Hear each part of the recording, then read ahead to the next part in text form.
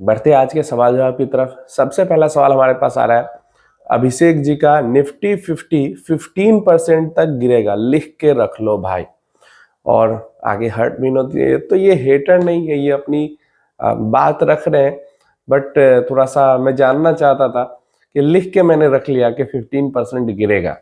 10% गिर चुका है, 5% और गिरेगा, या फिर आपका कहना है कि नहीं 10% गिरा है, इसके बाद 15% और गिरा। ठीक है, मैंने लिख कर रख लिया, लेकिन लिख के रखने के बाद आगे करना क्या है ये भी तो बता देते, या लिख के सिर्फ रखना है? वो जरूर आप कमेंट में बताना है, इस कमेंट की, कि लिखने के बाद आगे क्या करना है। जे नेक्स्ट क्वेश्चन हमारे पास आ जाता है, पता नहीं नाम क्या, सर्वजीत आई थिंक नाम है।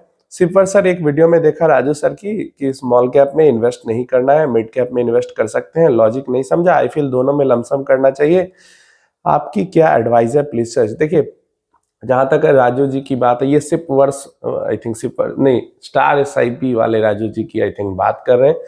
तो देखो, यूट्यूब पे एक राजू जी ही है, सिंगल पर्सन। आज तक जितने भी मैंने फाइनेंस वाले यूट्यूब पे वीडियोस देखे हैं, जितने भी लोगों के, ये एक सिंगल पर्सन। देखो, डिफरेंट डिफरेंट टॉपिक्स पे डिफरेंट डिफरेंट ओपिनियन हो सकते हैं, लेकिन इस ओपिनियन की अगर बात करते हैं तो एक सिंगल पर्सन है ये, जिन्होंने लोगों को कहा है, बताया है, आज से नहीं, आज से 2 साल 3 साल, जब से मैंने देखा है तब से, कि उन्होंने सीरियसली बताया है कि अगर आपको लॉन्ग टर्म में वेल्थ क्रिएट करना है, 10 साल 15 साल 20 साल, तो आपको मिड एंड स्मॉल कैप की तरफ इन्वेस्टमेंट करनी चाहिए। और मिड भी नहीं, ज्यादा इन्वेस्टमेंट आप स्मॉल कैप में ही करो, मिड तो कहने के लिए कह देता हूं। ऐसा वो सिंगल पर्सन है जिन्होंने कहा है, और जो डट के खड़े हुए हैं इस स्टेटमेंट के साथ। आज भी कोई वीडियो देखोगे तो उठा के, तो वो यही कहते हैं कि स्मॉल कैप में डालो पैसा, लॉन्ग टर्म के लिए डालना है तो माइक्रो कैप में डालो पैसा, लॉन्ग टर्म के लिए डालना है तो। सिंगल पर्सन है। बाकी सब अगर कहेंगे भी स्मॉल कैप के बारे में, तो उसके साथ कुछ टर्म कंडीशन लगा देंगे, 20% डालो, 10% डालो, ऐसा। लेकिन ये सिंगल पर्सन है। तो हो सकता है आपने कोई वीडियो देखी होगी जिसमें कुछ और टॉपिक रहा होगा, कोई अलग कॉन्टेक्स्ट का वीडियो रहा होगा, और आपने आधी देखी होगी, इस कारण से आपको ऐसा लगा होगा। नहीं तो वो तो और एनकरेज करते हैं कि इन्वेस्टमेंट करें स्मॉल कैप के अंदर लॉन्ग टर्म में वेल्थ क्रिएशन के लिए। रतन जी का सवाल है, क्या अभी मार्केट और डाउन आए तो लोन लेकर इन्वेस्ट किया जा सकता है? देखिए, लोन लेकर इन्वेस्टमेंट बहुत सारे लोग करते हैं। पर्सनली मैं भी अगर चाहूं तो लोन लेके कर सकता हूं, लेकिन हर किसी के लिए लोन लेकर इन्वेस्टमेंट करना बहुत ज्यादा रिस्की हो सकता है, उसकी जिंदगी खराब हो सकती है। क्यों? क्योंकि मान लो अभी मार्केट नीचे गया, आपको पता नहीं है कि मार्केट कितना नीचे जाएगा, और आपको ये भी पता नहीं कि मार्केट कितने दिनों, महीनों या सालों तक नीचे रहेगा। तो इसलिए आप लोन लेकर इन्वेस्ट कर दोगे और मार्केट नीचे के लेवल पर ही कंसोलिडेट करता रह जाएगा 2 सालों तक, तो 2 सालों तक आपको EMI तो भरनी पड़ेगी, लेकिन आपको पैसे पे कुछ प्रॉफिट नहीं जनरेट होगा। और ऐसा होता है, 2-2 साल मार्केट एक लेवल पे रह जाते हैं।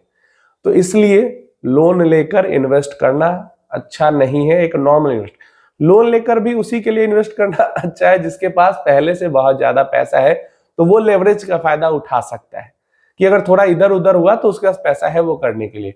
लेकिन आपके पास पैसा नहीं है तो आपको लेवरेज लेने में भी प्रॉब्लम है कि अगर थोड़ा सा इधर उधर हुआ तो बस बैंकरप्ट हो जाओगे, दिक्कत हो जाएगी, फिर आगे से लोन वोन भी नहीं मिलेगा। तो इसलिए जितना पैसा है वही खुद से इन्वेस्ट करो, लोन लेकर इन्वेस्टमेंट के चक्कर में न पड़े, ये उल्टा पासा भी पड़ सकता है। लेवरेज से बहुत लोग बहुत बड़े बनते हैं, लेकिन लेवरेज सही से इस्तेमाल करना आना चाहिए।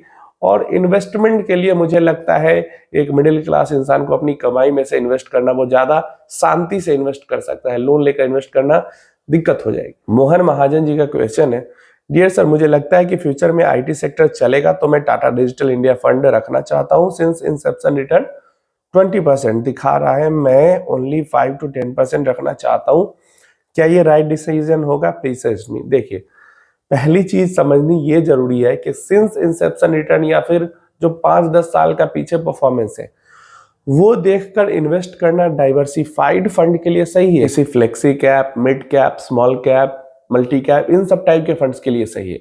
लेकिन एक सेक्टोरल फंड के लिए पीछे का रिटर्न देखकर इन्वेस्ट करना अच्छा नहीं है। क्यों? क्योंकि देखो, जब हम डाइवर्सिफाइड फंड में इन्वेस्ट करते हैं तो सब कुछ डिपेंड करता है फंड मैनेजर या जो रिसर्च टीम है, जो पूरी टीम हैंडल कर रहे है उस स्कीम को, उनकी स्ट्रैटेजी पर। ठीक है, किसी एक सेक्टर के ग्रो करने या ना ग्रो करने से कुछ फर्क नहीं पड़ता। क्लियर है डाइवर्सिफाइड फंड को। लेकिन सेक्टोरल फंड है तो जिस सेक्टर का फंड है, अगर वो सेक्टर ग्रो करेगा तो वो फंड अच्छा करेगी, नहीं करेगा तो नहीं करेगी अच्छा। क्लियर है? फंड मैनेजर वहां पे ज्यादा कुछ नहीं कर सकता। तो इसलिए अगर आपको बहुत भरोसा है कि टेक्नोलॉजी सेक्टर में शॉर्ट टर्म में अच्छी ग्रोथ आ सकती है तो डेफिनेटली इन्वेस्ट करना चाहिए। आपको अपनी एनालिसिस के ऊपर ही इन्वेस्टमेंट करना चाहिए, तभी आप भरोसे से इन्वेस्ट कर सकते हो। लेकिन ये सोच के मत इन्वेस्ट करना कि पीछे 10 साल में 20% का रिटर्न है तो आगे 10 साल में भी 20% का रिटर्न होगा, ऐसा नहीं। एक टाइम के लिए मिड कैप स्मॉल कैप में हो सकता है ऐसा, लेकिन सेक्टोरल किसी भी फंड में पीछे 10 साल मिला है, आगे वैसा 10 साल बहुत ज्यादा मुश्किल है, नामुमकिन के बराबर है। क्योंकि यहाँ पे स्ट्रेटजी नहीं है, यहाँ पे सेक्टर की ग्रोथ पे डिपेंडेंसी है, और सेक्टर की ग्रोथ मल्टी फैक्टर्स पे डिपेंड करते हैं। अजय दास जी का क्वेश्चन है, Motilal Oswal multi cap fund अपने कैटेगरी में टॉप रहा है लास्ट 6 मंथ के रिटर्न के हिसाब से, और अभी इसका एनएवी बहुत सस्ता हमें मिल रहा है। क्या इस फंड को परचेस करने का अभी सही टाइम है? Also it is a new fund, what do you think? देखिए, आपको पता है कि नया फंड है, फिर आपको ये सवाल ही नहीं करना चाहिए।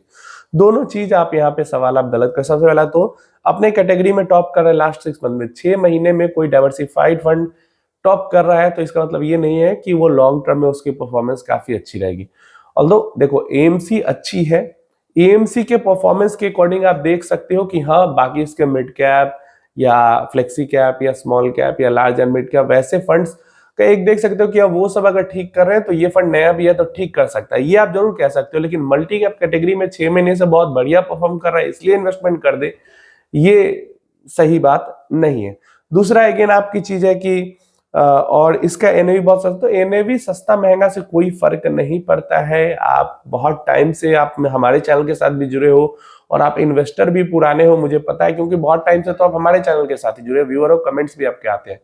तो आपको ये चीज समझनी चाहिए कि एक तो नया फंड से दूर रहना चाहिए, और एक यहाँ पे एनएवी कम या ज्यादा से कोई फर्क नहीं पड़ता। रिटर्न्स आपके परसेंटेज के टर्म्स में बढ़ते हैं, ओवरऑल जो आपकी होल्डिंग होगी उस पर कितना परसेंट रिटर्न मिलता है उस पर डिपेंड करता है। तो एनएवी 10 रुपए हो या 100 रुपए हो, कोई फर्क नहीं पड़ता है। क्लियर है? अगर मल्टी कैप फंड की जरूरत है, मोतीलाल एज ए एमसी अभी बहुत बढ़िया कर रही है, इसको आप रेफरेंस पॉइंट बना के इन्वेस्टमेंट करना चाहते हो किसी गोल के लिए तो डेफिनेटली कर सकते हो। राजेश कुमार जी का सवाल है, क्या म्यूचुअल फंड से निकल जाना चाहिए? मेरा पूरा पोर्टफोलियो रेड में आ गया है, प्लीज रिप्लाई। देखिए, आपका पूरा पोर्टफोलियो रेड में इसलिए आ गया है क्योंकि आपने बहुत ही कम समय पहले इन्वेस्टमेंट स्टार्ट की है। आप 1 साल से भी पिछले इन्वेस्टमेंट करते रहते तो आपका पोर्टफोलियो अभी अच्छे प्रॉफिट में रहता, आपका पोर्टफोलियो रेड में नहीं आता। और म्यूचुअल फंड्स के अंदर आपने इन्वेस्टमेंट स्टार्ट किया तो सबसे बेसिक जो रूल होता है म्यूचुअल फंड का कि गिरावट में नहीं बेचना है, गिरावट में और खरीदना है। रैली में चाहो तो बेचो या जो करना है करो, लेकिन गिरावट में कम से कम नहीं बेचना है। पैसे हो तो और इन्वेस्टमेंट करना है, नहीं है तो कोई दिक्कत नहीं, नॉर्मल जो एसआईपी चल रही है उसको चलने देना है। म्यूचुअल फंड में एग्जिट तभी करना है, एक ही रूल आपको ध्यान में रखना है। म्यूचुअल फंड में एग्जिट का सिंपल फॉर्मूला है, जब आपका गोल कंप्लीट होने वाला है, ठीक है, और उसके पास market all time high hit कर रहा है या मार्केट अच्छी कंडीशन में, तो एग्जिट कर देना है। और मुझे नहीं लगता कि आप पिछले 1 साल से कम समय से इन्वेस्टेड हो तो आपको अभी आपका गोल कंप्लीट किया होगा, मिनिमम भी 5 साल से तो ऊपर के लिए ही इन्वेस्टमेंट आपने किया होगा। तो बिल्कुल भी आपको एग्जिट नहीं करना चाहिए, एसआईपी को कंटिन्यू रखनी चाहिए। अगर लमसम इन्वेस्टमेंट करके छोड़ा हुआ है तो उसको होल्ड करना चाहिए। तो ये आज के सारे क्वेश्चंस थे। आप अपनी राय इसके ऊपर नीचे कमेंट बॉक्स में दे देना। आपका कोई क्वेश्चन है तो वो भी नीचे पूछ सकते हो, किसी टॉपिक के बारे में आपको जानकारी चाहिए तो वो भी नीचे कमेंट बॉक्स में आप बता सकते हो।